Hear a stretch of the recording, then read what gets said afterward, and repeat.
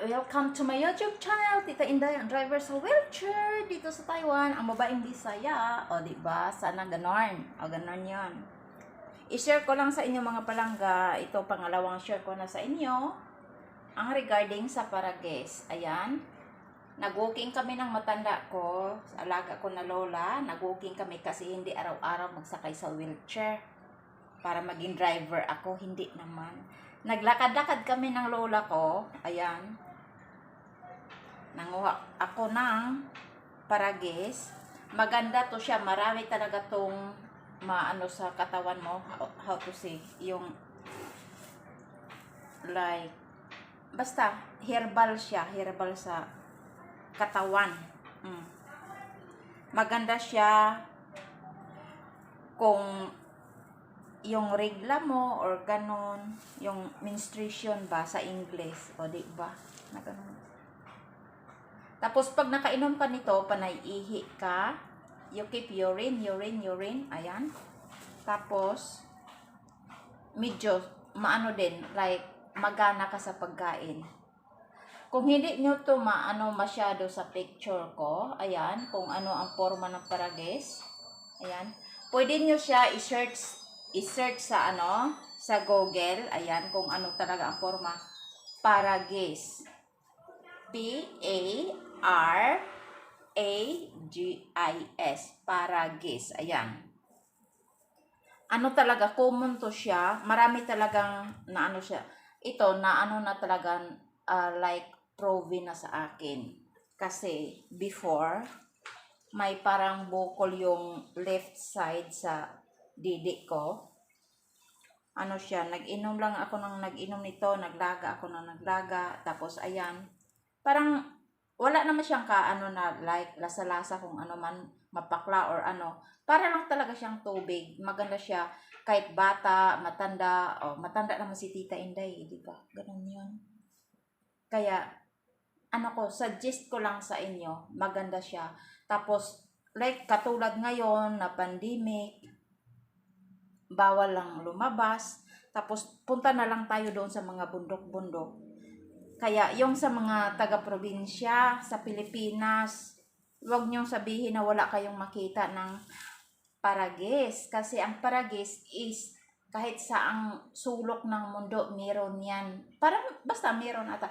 Basta like kumbaga sa mga city na lugar, ganon, punta lang kayo doon sa tawag nito, like medyo may bundok-bundok kasi pwede naman nakalabas ngayon.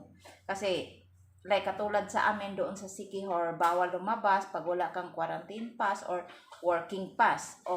Tapos kung pwede ka naman, hindi ka naman nakatira doon sa pinakaano, kasi doon sa amin Siquijor is a province. Kaya dyan sa mga tawag nito sa palibot ng bahay, ganon, pwede kayo mag-ano nito.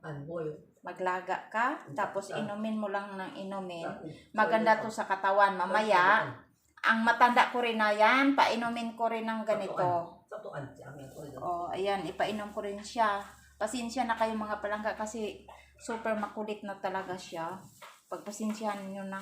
Kasi ni minsan din ako na ano din inaamin ko yan, like nakakairita din, pero I got no choice kasi that is my job. Look after the matanda, the old woman, ayan, the grandma. She is already 96 years old, ayan.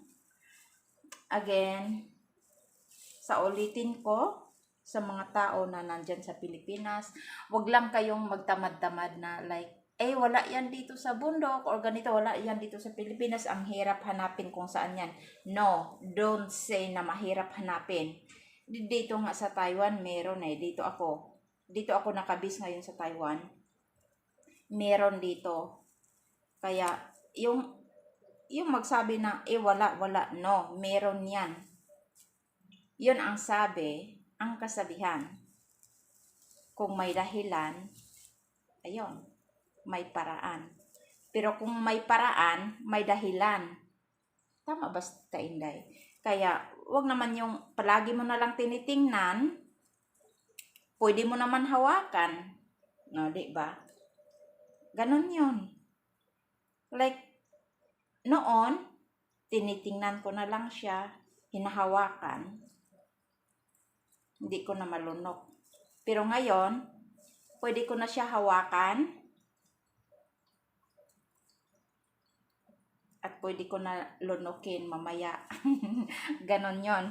Like katulad sa, like for example, idaan na lang natin sa mga tuwa-tuwa o mga ganyan, mga problema natin ngayon sa COVID-19. Iano na lang natin, like hindi na lang tayo magseryoso masyado kasi ang hirap na. Lalo tayong maganyan ay yung utak natin. Sa totoo lang, like katulad, di ba, yung sinasabi ko, katulad ng noon, tinititigan lang kita hanggang sa lunok na lang ng laway. Pero ngayon, pwede na kita mahawakan. Maliban sa hinahawakan, pwede na lunukin, nakain pa. Yun, ganon. Kaya, again, mga palangga, see you later on. Ipakita ko sa inyo ang sabaw ng paragis. Kung ano ang forma ng sabaw ng paragis. Para inumin natin araw-araw. Like, we need to use this one like water. Diba? Water. Again, see you later on mga palangga. Kasi ilaga na natin si paragis. Hindi si Tita Inday. Sorry. Diba? See you later on mga palangga. Maglaga si Tita Inday ng paragis. Okay? Mga palangga, kanina, nung habang naglakad kami, tapos andito, ayan, maraming sasakyan na dumadaan sa sa tabi din ng kalsada. Kasi dito kami hindi naman as in parang bundok. Diyan ako sa mga tabi-tabi. Ayan. Alam nyo ba mga bibi? Bibi, mga palangga, binubusinahan ako kasi panay orong ng orong yung sasakyan kasi magparking ata yun. Si Tita Inday panay hila ng paragis kasi siya, ang hirap paghila mo. Ang hirap bunutin. Yun ba yun? Hilain. Ibton. Lisod kay siya ibton kay gahe. Ba't naman pahirapan ko yung sarili ko naunsa ba di ba? Mahirap kasi hilain siya kasi like gahe siya sa Bisaya unsa na siya matigas hindi naman matigas. Matigas ba 'yon? Yung matigas siya bunutin.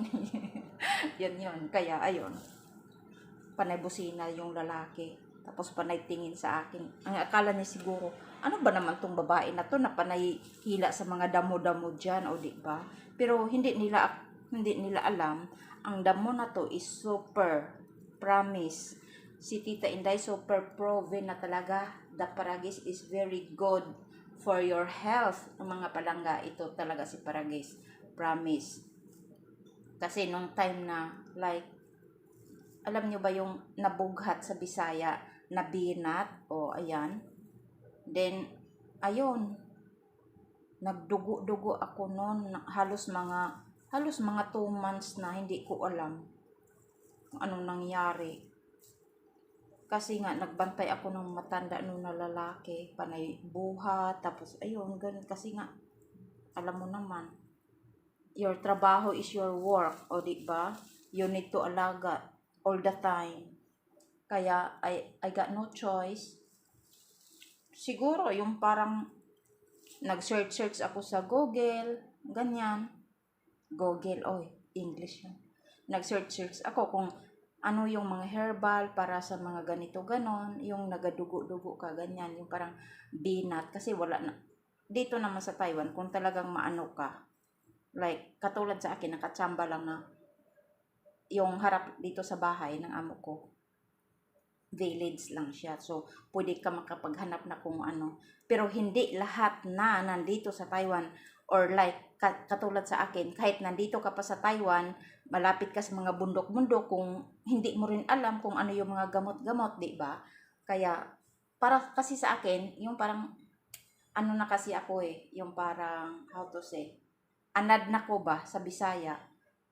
Alam ko na kung ano yung mga gamot-gamot ng mga ganyan. Tapos, kasi, minsan, panay inom ako ng gamot, like, yung mga tablets, ganyan, hindi naman ako hiyang. Kaya, mas mabuti pa sa akin yung mga herbal. Maano pa ako, gagaling. Kaya, Paragis is my savior. O, diba? And also, on top, the God. I know. He is always watching me. Not only me, with us, na nandito sa ibang bansa, at kung saang sulok namang mundo, kasi alam naman niya na malayo tayo sa pamilya. Kaya, kahit yung nasa ibang lugar sa Pilipinas, mag-ingat-ingat tayong lahat kasi ang hirap na ng panahon ngayon nang dahil sa pandemya, hirap magkasakit, walang pera, 'di ba?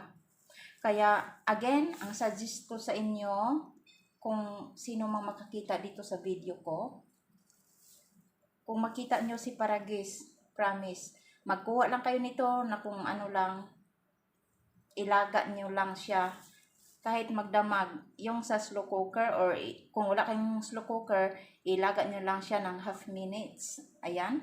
Tapos, wag na mo nang itapon after half a minute. Pwede nyo siya like dagdagan ng tubig hanggang sa may ano pa naman siya. Hindi naman siya mapakla or ano. Basta dagdagan mo lang ng tubig para inumin mo ng inumin siya. Ayun. Again, I hope na si Tita Inday is may ano din kayo sa Paragis ko. Promise, proven and tested na nito ni Tita Inday.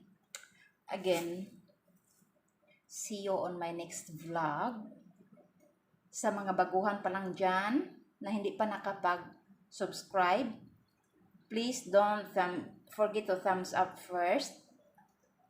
Subscribe to the other side and press the notification bell para updated kayo sa mga bagong upload ng video ni Tita Inday. Again, thank you so much and God bless everyone. Keep safe.